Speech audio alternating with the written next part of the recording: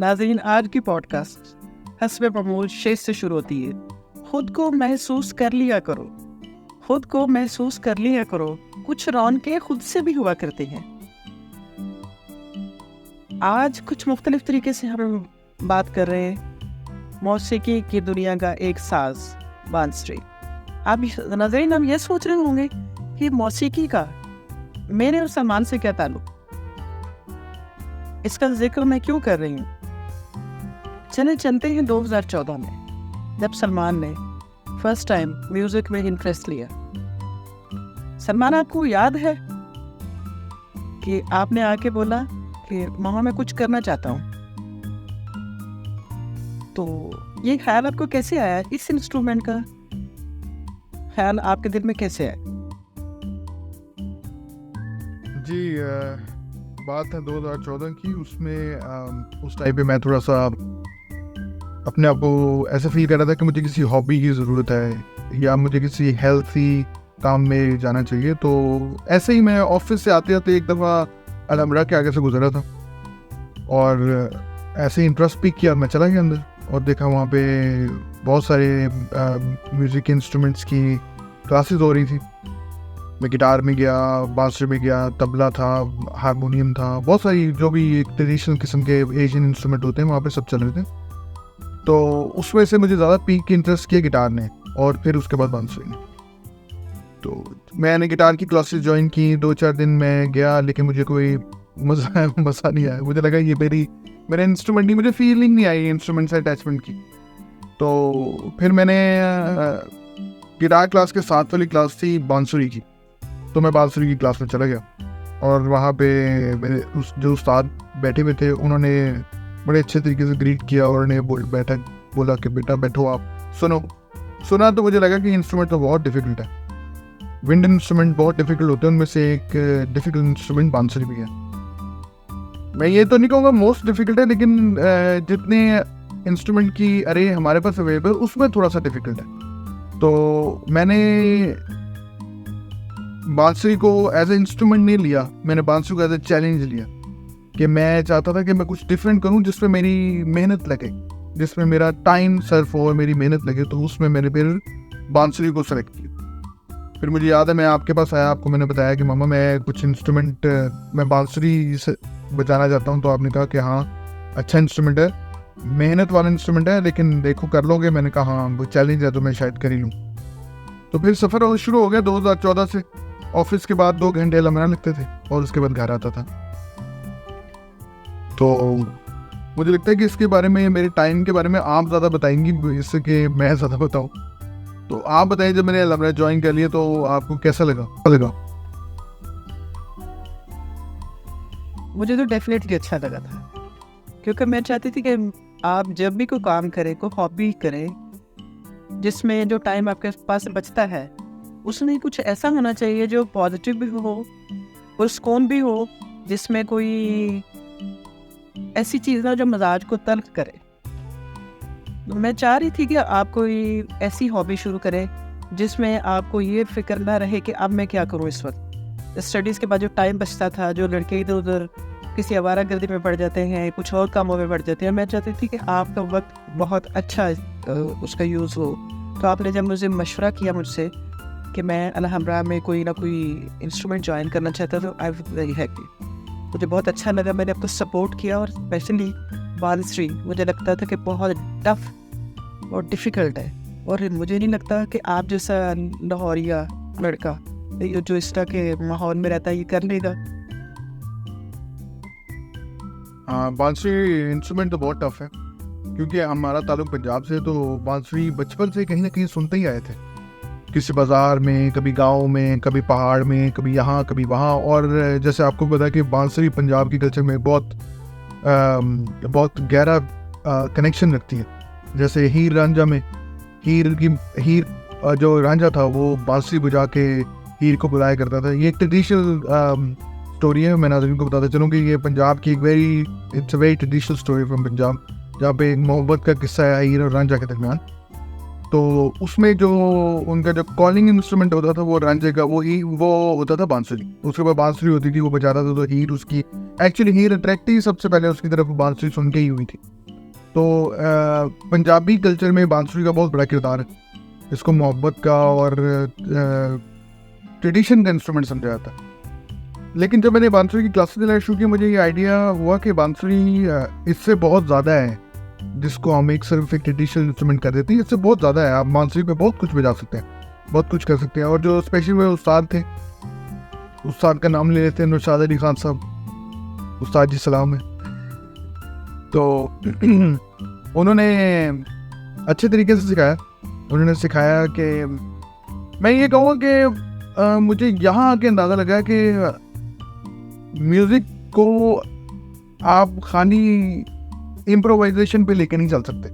Music एक proper एक subject है, एक स्टडी है, एक आर्ट है, एक फ़न है, जिसको हासिल करने के लिए आपको उतनी मेहनत करनी पड़ती है जितनी मास्टर डिग्री के लिए करनी पड़ती है या जितनी किसी और डिग्री के लिए करनी पड़ती है। तो उस्ताद जी माशाल्लाह उनके पास बहुत ज़्यादा फ़न था, वो सालों से काम करते आए थे और अभी भी कर रहे हैं माशाल्लाह। अगर किसी का चक्कर लगे लमरा में, लमरा काउंसिल लाहौर, तो अगर आप जाएं तो नौशाद अली खान साहब अभी भी वहाँ पे फ्लूट बजाते हैं और बहुत ही अच्छे उस्ताद हैं, बहुत ही तरीके से लोगों को समझाते और सिखाते हैं। लेकिन जो एक उसमें फ्लॉ था वो ये था कि मैंने म्यूज़िक की लैंग्वेज नहीं सीखी। मैंने म्यूज़िक तो सीखा लेकिन म्यूज़िक की फील सीखी है, लेकिन लैंग्वेज नहीं सीखी। सारे गामा पा तो मुझे आता है, दो रे मी फा सोलह तो मुझे आता है, लेकिन मुझे म्यूज़िक पढ़ना नहीं आता। आज मैं कैमरे पे इकरार कर रहा हूँ कि music I do not know how to read music. I can play music, I can understand music, I can do a lot of things with the music, but मैं म्यूजिक पढ़ नहीं सकता। सलमान, आपने पढ़ने की बात कैसे की?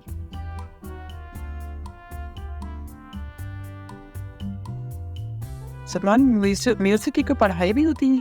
मुझे तो यही पता कॉलेज में जाना है, स्कूल में जाना है, यूनिवर्सिटी में जाना है और म्यूजिक सीखना है। ये आपने बोला कि इसको पढ़ा जाता है, तो पढ़ने का क्या, ये कौन सी पढ़ाई है जिसका मुझे इल्म नहीं है? म्यूजिक एक प्रॉपर इंस्ट्रूमेंट है और इंस्ट्रूमेंट कह रहा हूँ, म्यूजिक प्रॉपर सब्जेक्ट है। लोग मास्टर डिग्रीज लेते हैं म्यूजिक में, लोग बैचलर्स करते हैं म्यूजिक में। ये एक प्रॉपर म्यूजिक बड़ा क्लोजली रिलेटेड है मैथमेटिक्स से। मैथमेटिक्स के बगैर म्यूजिक कुछ भी नहीं है। अगर आपको मैथमेटिक्स में अगर आप अच्छे नहीं तो म्यूजिक में आप नहीं आ सकते। म्यूजिक कैलकुलेशन का नाम है, जो जैसे जिनको हम ताल बोलते हैं, ये सारा कुछ जो है वो मैथमेटिकल है। ये सारी काउंटिंग है। Music is all about counting and the beats and the intervals between the beats which is again the counting. तो ये सारा काउंटिंग है। तो इसलिए म्यूजिक की प्रॉपर लमरा में जो है, लमरा एक गवर्नमेंट का एक इदारा है जहाँ पे प्रॉपर म्यूजिक में मास्टर्स किया जाता है और लोग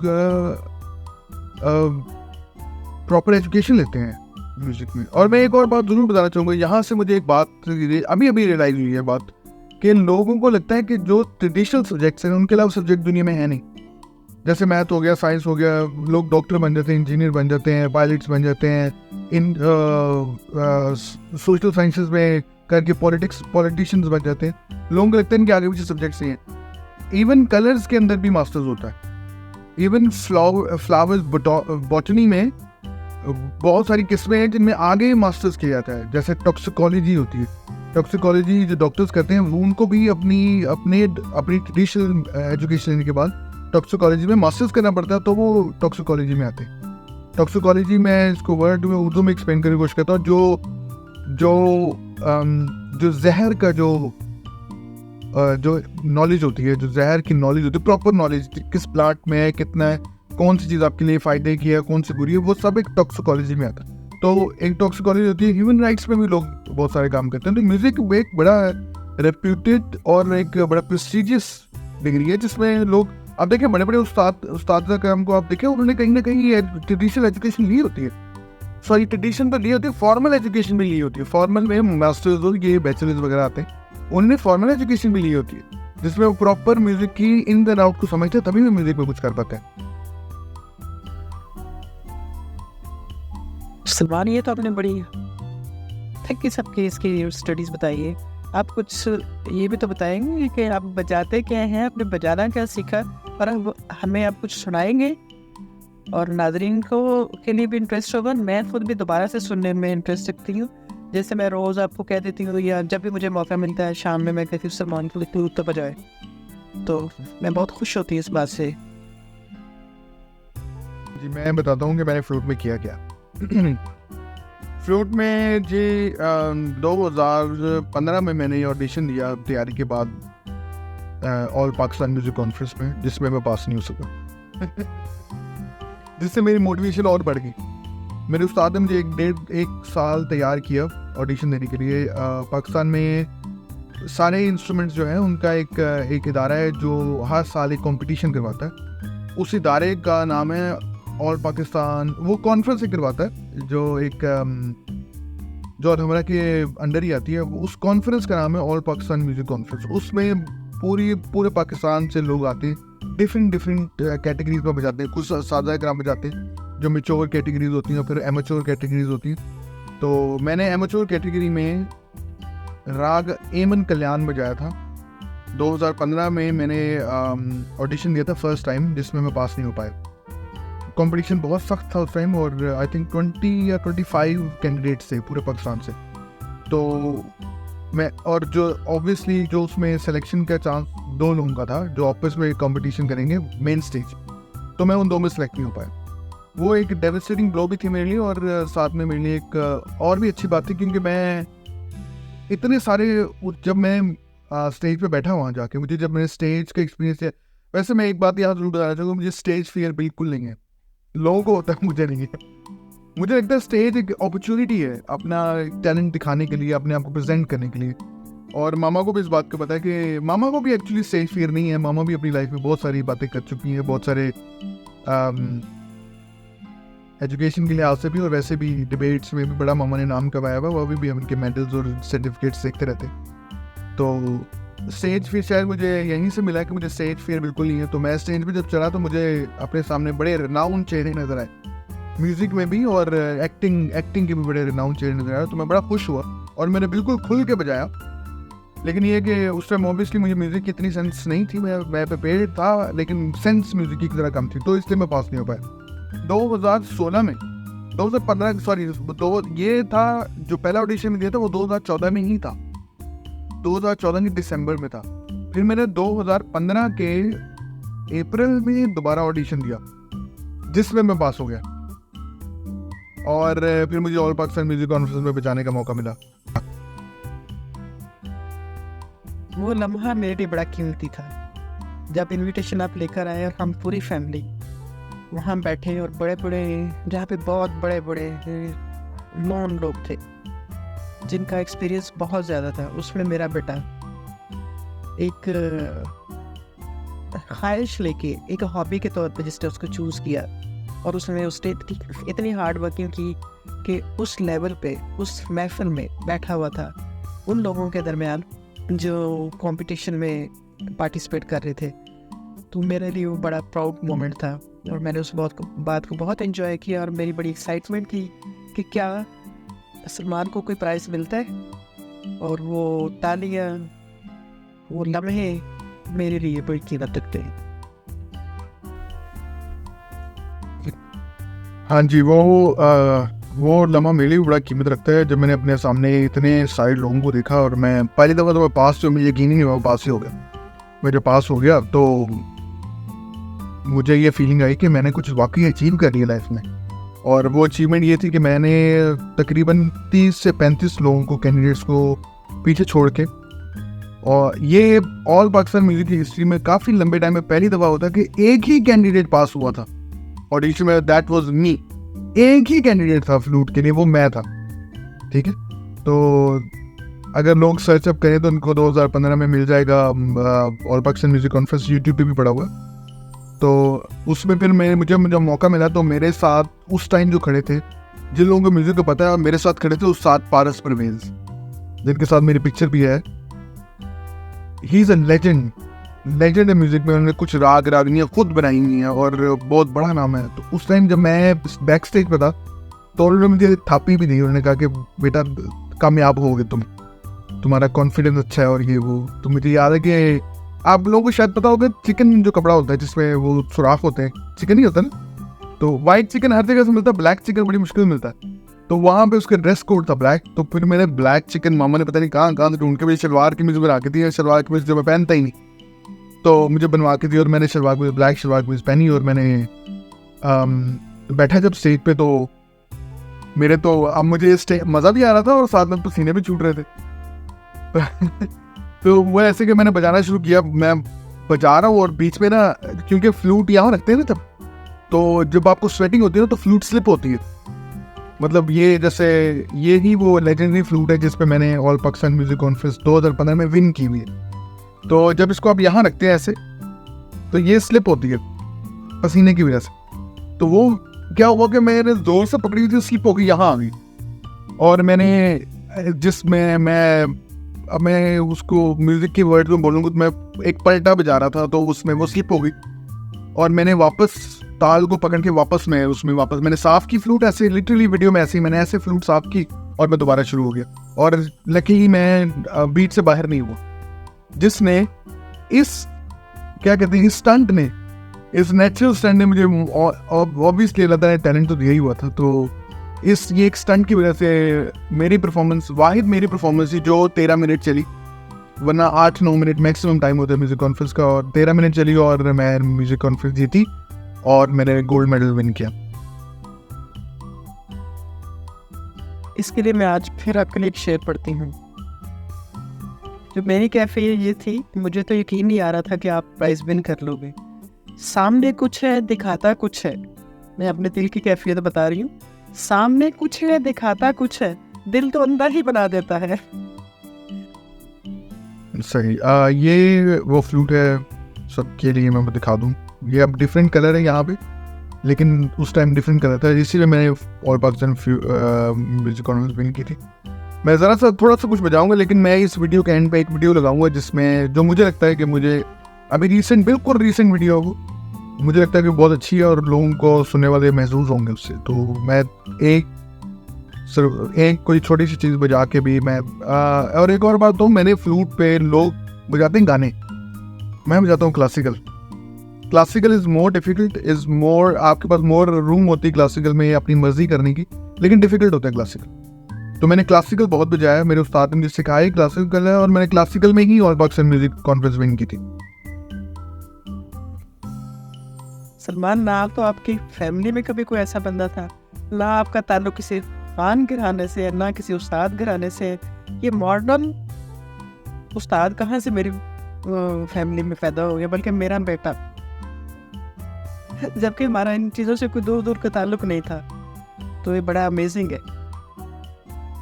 आपको मज़े की बात बताऊं, आपको याद है जिस टाइम मैं लमरा जाता था तो मेरे पास स्पोर्ट्स बाइक्स भी होती थी, ठीक है। मेरे पास नाज़रीन को बताऊं, मेरे पास Kawasaki ZX 7R होती थी, काफ़ी बड़ा स्पोर्ट्स बाइक है जिसको सुपर बाइक बोलते हैं पाकिस्तान में, हैवी बाइक।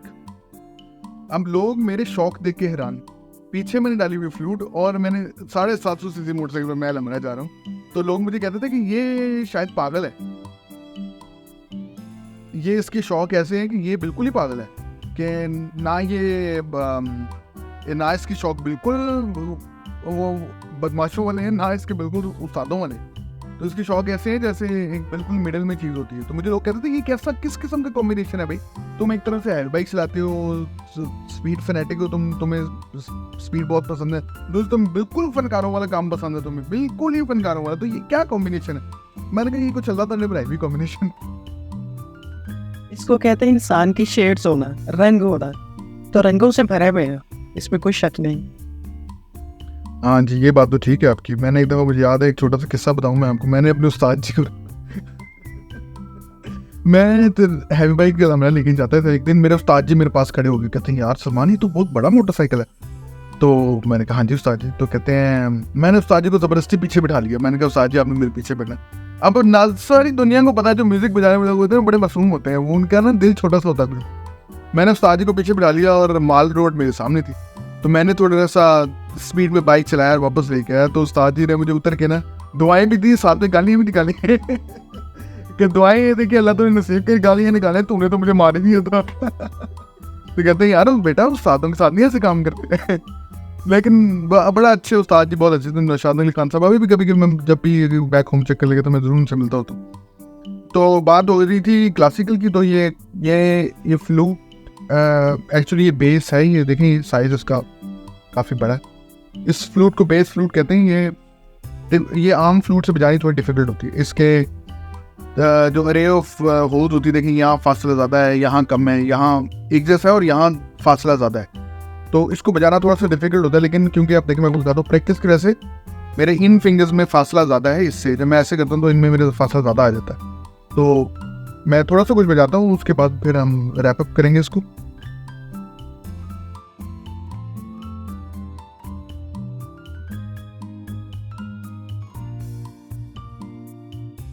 एक तो सम्मान आपको जो मैं आपसे हर वक्त कहती हूँ, सुनाओ। अगर कोशिश करना कि आप अपनी वो वाली वीडियो डाल दो, लागी रे तो नहीं लागी। एक बात। दूसरा, फ्लूट की दुनिया एक मशहूर कौन दुनिया है। वो मेरी अम्मी जान एक वाक़या सुनाया करती थी कि उनके गांव में चांदनी रात में दूर कोई बांसुरी बजाया करता था। और उन दिनों में जब उनका आज से 70-80 ईयर्स पहले जो ज़माना था, ना मोबाइल का ज़माना था, ना वो कोई बहुत फास्ट ज़माना था, तो कहते हैं कि एक लड़की जो थी ना उसके पीछे चली गई, बांसुरी वाले के पीछे। उसने जब उसके पास गई, उसने कहा कि बीबी वापस चले जाओ। उसने कहा क्यों? कहते मैं आपको एक पंजाबी की कहावत सुनाता हूँ। हमारे यहाँ ये है, राती ते पक्कियाँ सेवियाँ दिन लहसुन पला। तो वो कहती है रात को सवैया दिन को लहसुन पलाओ, मैं तो फिर ज़रूर जाती हूँ आपके साथ। उसने कहा सवैया तो रात को खाएंगे, लहसुन पलाओ लस्सी में नमक मिर्च घोल के पीना सुबह पड़ेगा। तो मेरी बांसुरी पहना जाओ, ये वाकई अट्रैक्ट करती है, लेकिन आप बीबी वापस चलेंगे। सुने, लेकिन एक नाजरीन मैं आपके लिए कहना चाहूँगी, बजाय इसके कि आप ऐसे अल्फाज इस्तेमाल करें, अल्फाज बेकीमत होते हैं, उनका कोई मोल नहीं होता, लेकिन आप अगर गलत इस्तेमाल करें तो वो बहुत महंगे पड़ जाते हैं। इससे बेहतर है कि आप कोई अच्छा म्यूज़िक सुने, और पुरस्कून म्यूज़िक सुनना चाहते हैं तो सलमान की बांसुरी सुन। ओके, खुदा हाफिज़।